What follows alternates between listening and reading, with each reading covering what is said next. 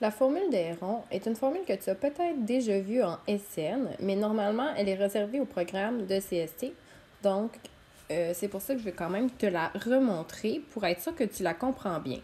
Donc, la formule des ronds, c'est une formule pour calculer l'aire d'un triangle. Elle te permet de le faire à partir des trois côtés du triangle et à partir du demi-périmètre du même triangle. Donc, la formule se retrouve ici.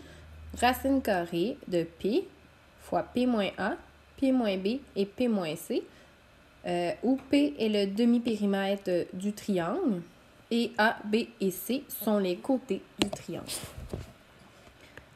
A, B et C sont les côtés. Si tu appliques cette formule-là et que tu as une racine carrée qui est négative, tu as fait une erreur à quelque part dans ton problème. Je t'invite à le refaire. Donc, détermine l'aire du triangle suivant. La première chose à faire, ça va toujours être d'aller chercher le demi-périmètre. Donc, l'addition de tous les côtés divisé par 2. Donc, 9 plus 6 plus 11 divisé par 2. 9 plus 6 plus 11 divisé par 2, ça fait 13. Ensuite, on va appliquer la formule. Donc, demi-périmètre, 13. 13 moins A, B et C, c'est pas grave lequel est lequel. Tant que quand tu appliques ta formule, tu vas changer de côté à chaque fois.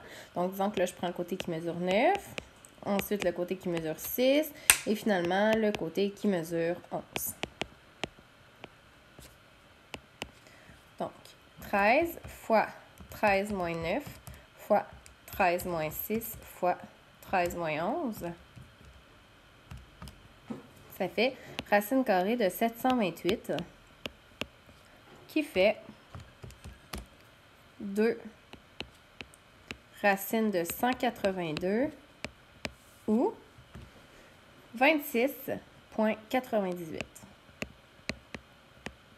Et là, comme on était en centimètres, on n'oublie pas d'écrire centimètres carré pour l'aire. Si on fait un autre exemple ensemble, même principe, la première chose à déterminer, c'est le demi-périmètre. Donc, 55 plus 65 plus 100 divisé par 2.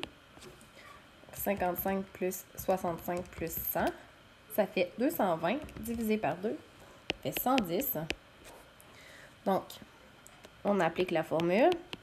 Racine carrée de 110 fois 110 moins 55 fois 110 moins 65 et fois 110 moins 100. Donc, on calcule en dessous de la racine en premier pour éviter de faire des erreurs.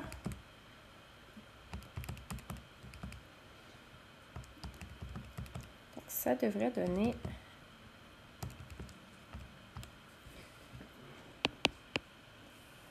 51 975 000.